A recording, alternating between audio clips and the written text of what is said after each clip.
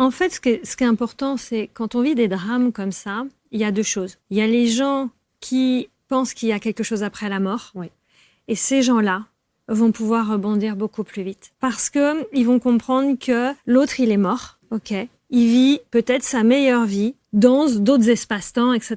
Et il comprend très vite que ce qu'il va devoir gérer, c'est ses émotions humaines. Le manque, la douleur physique, c'est tout ça. L'absence. Voilà. Ceux qui sont pas du tout dans ça, dans cette vision et qui pensent que quand t'es mort, pour eux, c'est ça qui est c'est beaucoup plus difficile et ces gens-là vont avoir beaucoup plus de mal à intégrer. Bien sûr. Et pour autant, il y en a plein, ça va être l'occasion pour eux. Ils vont essayer de chercher, comprendre, trouver. Ils vont peut-être aller voir un médium, ils vont peut-être aller voir... Vous voyez ce que je veux dire? Et une nouvelle démarche spirituelle, d'aller rencontrer, de s'ouvrir à d'autres espaces, va peut-être pouvoir émerger. Donc en fait, il y a plein de champs de possibles. C'est la façon dont vous le vivez qui fait la différence, en fait.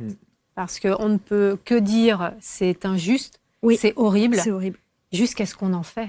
Puisqu'il y a la conséquence, mais qu'est-ce qu'on en fait? Et qu'est-ce qu'on fait maintenant? Qu'est-ce qu'on fait maintenant?